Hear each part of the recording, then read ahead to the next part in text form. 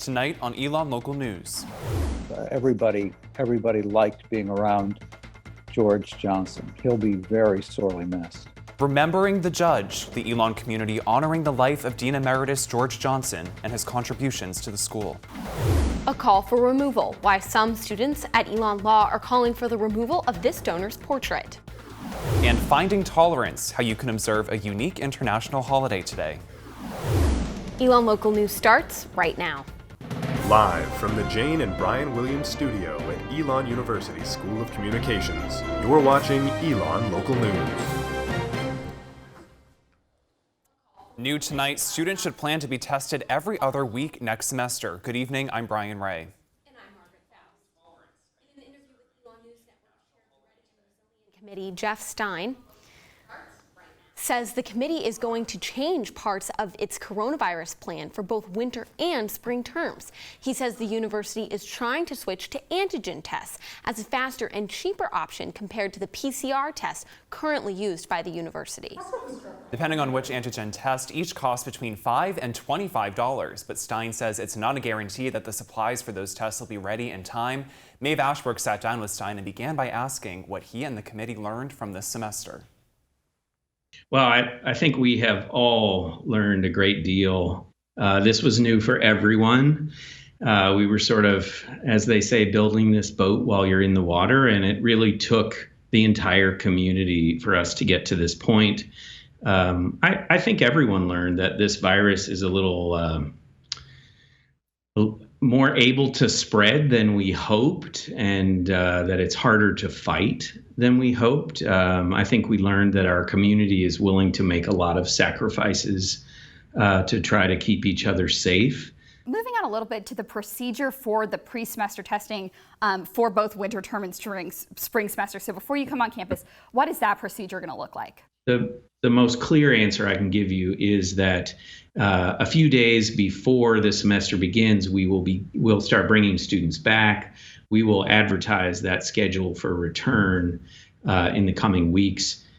We probably will try to bring first-year students back first so that they can have a little bit of time together. But I think you'll see that starting around Sunday, January 9, we'll start bringing students back, and they will get an antigen or PCR test on campus and then be able to be ready for classes on the 13th. And then we'll have to provide the same kind of testing process for those that either weren't here in winter term or leave for a day after winter term and before classes start for spring. I'm curious, are you at all surprised that Elon did not go online for any period of time at any point during this semester?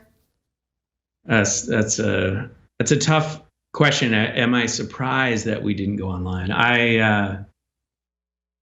I think what we probably came into the semester expecting was fewer close contacts for each student. I think that changed how this semester went or proceeded because there were more close contacts. I think we've added this more testing because we know that with additional close contacts, the exponential spread is just at a much faster rate. And you got to have more testing to wrap your arms around that. And I think, in terms of whether we're online or in person, the amount of stress and weight on each member of the community as the cases increase. Recently at an SGA meeting, you said that you regret naming this whole plan the Ready and Resilient Plan and also the level names and their meanings. Do you think there's going to be any change with how that information is communicated to students and even parents, faculty, staff? Yeah, I think the point that I was referring to is, in a perfect world with 2020 hindsight, should level one necessarily be new normal, and did that green light or term new normal, would I choose that again? And I brought that up myself and said that's one thing I maybe wouldn't do, because this isn't a time in our lives when a green light is maybe the symbol. But I think that we'll continue to revamp communications, and we'll try to get as much information to everyone before January. To hear more of what Stein has to say about next semester, visit our website, elonnewsnetwork.com. With the last day of class just 1 week from today, students are already starting to travel back home. Massachusetts will see more than 600 Elon students return in the coming days, along with students from other universities. Freshman Rachel Hunt will be flying back to her home in North Andover, Massachusetts this Saturday. She's hopeful that college students will get tested and be cautious in the days following their return, but she's not worried about getting the virus herself and is confident the state's strict regulations will prevent a spike in cases. People are wearing masks and being safe about it. I'm not super concerned because we've all been able to stay on campus here, and if the rules are stricter in Massachusetts, then I think that a lot of people are being safe about it. So I'm not too worried about it. I'm really excited to, have a break and see my friends and see my family in safe ways, obviously. According to mass.gov, anyone returning to Massachusetts must either provide a negative test result within 72 hours of their return or quarantine for 14 days. All travelers must also fill out the Massachusetts travel form online. Nearly 100 students left campus to learn from home throughout the semester. About half of these students indicated plans to return next semester. Freshman Amanda Walker says she recently left because she felt unsafe. I knew with COVID and stuff, it would definitely be hard because I can't really control everything. I have to do my part, and I did my part, but it just kind of felt like it didn't pay off because everyone else wasn't doing their part. Walker says by the time she left, most of her hallmates in Eastby were in quarantine. She says she stopped trying to hang out with other people. It's okay, I don't know, there's no one on my hall. It's every time I try and do something, I'm always breaking one rule. It just wasn't really fun anymore. It was more just stressful. Walker says she felt safe learning from home, where she has more control, but that she does plan to return to campus in the spring. Construction is now underway on a new parking area that will replace the current lot in front of the McMichael Science Building. Director of University Communications Owen Covington says the McMichael lot will be closed next year when construction of the new Innovation Quad begins. The expanded lot is being built on part of the former Elon Elementary property and will be completed next year. The new parking area will include about 300 parking spaces and will be accessible from both East Haggard Avenue and Dalton McMichael Drive. Tomorrow night is a new version of the Luminary celebration here at Elon. It'll take place through the historic neighborhood and academic village.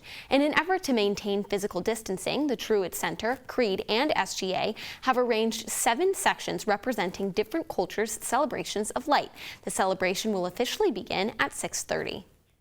Students at Elon Law are pushing for administration to remove a portrait of former Greensboro Mayor Jim Melvin. They take issue with his handling of a deadly 1979 clash between the Ku Klux Klan, American Nazi Party, and Communist Workers' Party. Elon Law student Madison Fields is disappointed that the school is keeping the portrait on display. It's an ugly reminder of Greensboro's history, but it's also a reminder to me that Elon's diversity and inclusive efforts only go so far. It's fine as long as it doesn't interfere with our money, it doesn't interfere with our connections, and that's not genuine to me.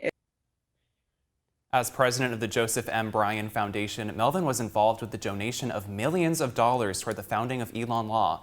According to a statement by Dean of Elon Law, Luke Bierman, it is common practice for Elon to pay tribute to people who have made contributions to the school. But Paris Henderson says she's fighting for the painting's removal out of pride for Elon Law. That is not an easy task to undertake, but we do it because we love our school and we love our classmates, and we want the people that come behind us to have a genuinely enjoyable time and experience. Bierman says the painting was moved from a common space at the law school to a conference room on the main floor as part of regular redecorating. After speaking with students, though, Bierman decided to keep the painting up.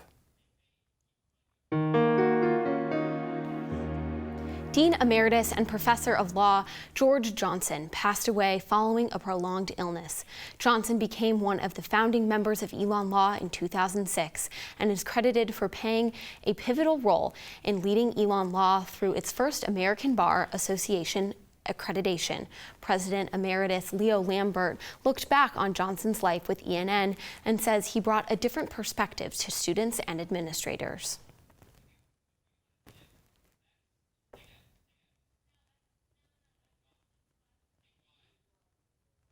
Reminded me something I've forgotten, which is when he was growing up, his nickname was the Judge, and that he was told the whole time he was growing up he was going to either be a lawyer or a preacher. And George's wife, Dr. Linda Morris, was also from the same hometown, and they had been sweethearts for many, many years. And she told him, well, I don't want to be married to a preacher. So he decided to be a lawyer. That was Professor Katherine Dunham. She served as the Associate Dean for Academic Affairs under Johnson and was one of his closest friends and colleagues at Elon Law. She sat with him just last month in his backyard to put together materials for his retirement and talk through his life. George did just a tremendous job at listening. I think oftentimes listening is a very underrated characteristic of leadership, and it's one of the most important, and it's one of the characteristics of George that I think contributed enormously to his leadership success.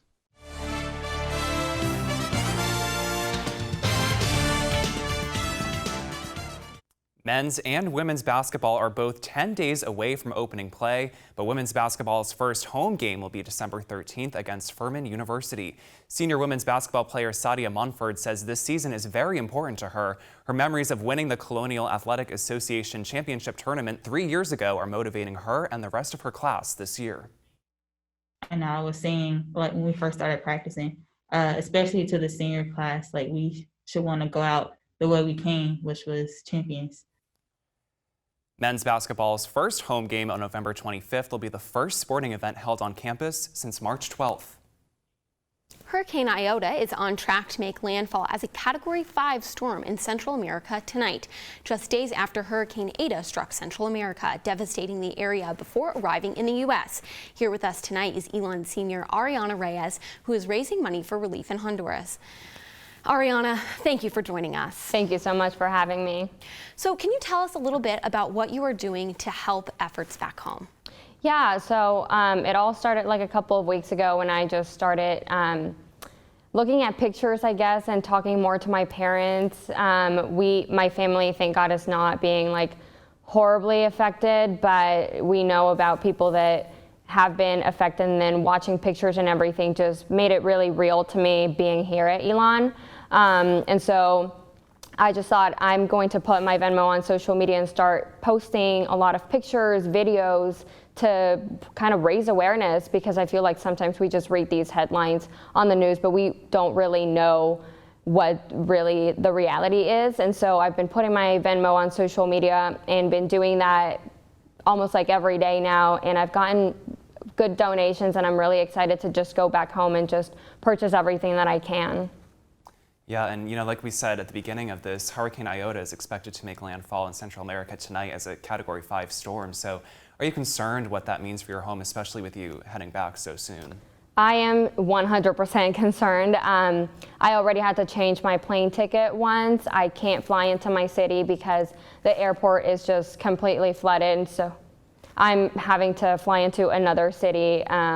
Driving to my city, I don't know what that's gonna look like. I just talked to my mom like 2 days ago, and she said, honey, just like take it. We're just taking it day by day. We don't know what that's gonna look like. We don't know what the driving is gonna look like. We don't know if you're gonna have to stay in this other city. So I definitely am concerned, but there's nothing really I can do right this second. So just taking it hour by hour, I guess. Well, Ariana, I hope you and your family stay safe, and thank you for joining us. Thank you so much.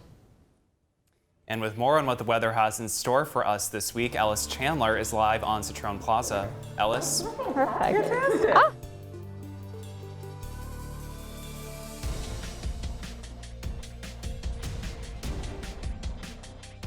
Degrees with a low of 37 tonight, and now moving into the Phoenix 5-day forecast.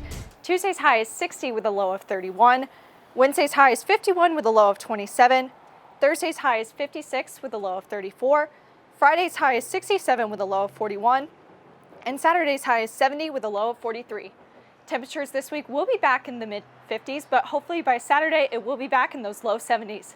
So if you're headed home this weekend, it looks like you won't have to worry about the weather. I'm Ellis Chandler. Back to you, Brian and Margaret. Thank you, Ellis. Coming up, how Elon is grappling with a legacy of racism in the Christian church. All done.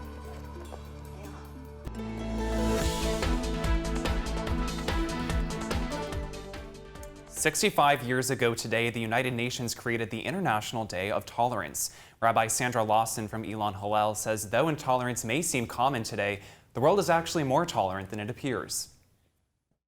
When you become friends with people who are different and you invest in relationships, you don't always have to agree, but you gain a level of respect. Lawson says there is still a need for a designated day to reflect on our actions and mindset, but we should celebrate tolerance throughout our lives. Lawson also says it's important to hear alternate perspectives and meet people with various backgrounds in order to become more tolerant. When you become friends with people who are different and you invest in relationships, you don't always have to agree, but you gain a level of respect. The United Nations says you can celebrate the International Day of Tolerance in many ways today, including reading about different cultures, talking to people with different backgrounds, and honoring victims of intolerance. More than 130 years ago, Elon University was established under the Christian Church. According to Elon's new History and Memory report, by 1889, the church was an exclusively white institution with many leaders supporting white supremacy. University chaplain Jan Fuller says she hopes that the report might help Elon heal from this legacy.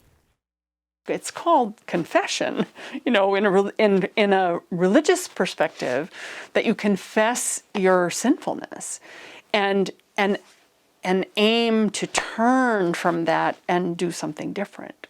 Well, we can't know what that difference is until we really carefully examine what it is that we've done wrong. And then to understand how we turn away from what's wrong and move towards what's right. Fuller says even though Elon has a long way to go in terms of equality, she is happy with the progress the university has made since she became chaplain in 2013. We do have really different religious perspectives and really different religious understandings, but we're not negating those differences. We're saying that those differences make us better together, and they make our community better, and they make us better citizens in the world. For more on Elon's religious history and how it affects religious life on campus, as well as other stories about religion, pick up a copy of The Pendulum this Wednesday. And after the break, we take a look back at what 2020 has brought us.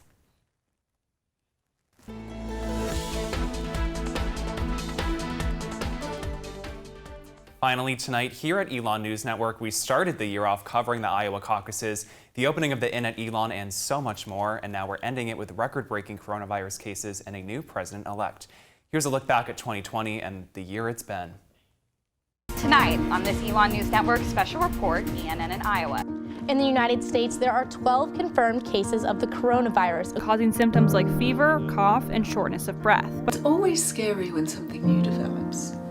It is always scary when people die from a new virus. Elon students are currently traveling back to the U.S. after the university suspended their study abroad program in Florence, Italy. Seem to be calm here. Nothing strange or extraordinary is happening in the streets. Thank you so much for joining us for our special coverage this Super Tuesday. We can now project that former Vice President Joe Biden has won the North Carolina Democratic primary. The coronavirus, also known as COVID-19, pushes classes online at Elon University. So mad, so upset. There were so many emotions about being pulled out of your study abroad program. I just have no motivation to do anything anymore. We're already looking at blueprints about how can you separate these desks 6 feet apart and creating a classroom environments that fall within the CDC guidelines. Caught on video cameras installed following the shooting, the menorah outside the home was pulled down. Or even like Burlington police officers had come on our campus and have like racially profiled me, a student at Elon. Designed a pretty comprehensive system, planning for the worst, but expecting the best. The True by Hilton Hotel here in Burlington, where we do know that Elon students are in quarantine. I was one of 300 students, faculty, and staff recently selected to complete random COVID testing. Students at Elon Law are now calling for the removal of Louis DeJoy from the Elon University Board of Trustees. I'm in downtown Graham tonight, where more than 250 people participated in a mostly peaceful protest. It was peaceful throughout the day, but unfortunately there were some police clashes. Today is the first day of early voting here in North Carolina. Now the line here is really long today. It practically wraps around the building. The remnants of Tropical Storm Zeta knocked out power on campus for nearly 7 hours. Kind of erupted into chaos. There was a lot of shouting. Really there was pushing and shoving, really nothing violent. He grabbed me, just pushed me to the ground. I mean, I was kind of ready for it, so I just let it happen. We asked for there not to be such excessive police presence. Again, I'm going to reiterate, we never directly sprayed anyone in the face. It was all directed towards the ground. It all comes down to this. Here in Alamance County, 6 candidates battle for 3 commissioner seats. In the race for the White House, all eyes are on North Carolina and its 15 electoral votes. As the country waits its next direction, it's election night in America. President-elect Joe Biden and Vice President-elect Kamala Harris are starting their transition to the White House. And thank you for sticking with us throughout this historic year. That's all the news we have for you tonight. Thank you for joining us. For all the news you need to know when we're not on the air, visit our website, elonnewsnetwork.com. And be sure to follow us on social media at Elon News Network. Have a great night, Elon.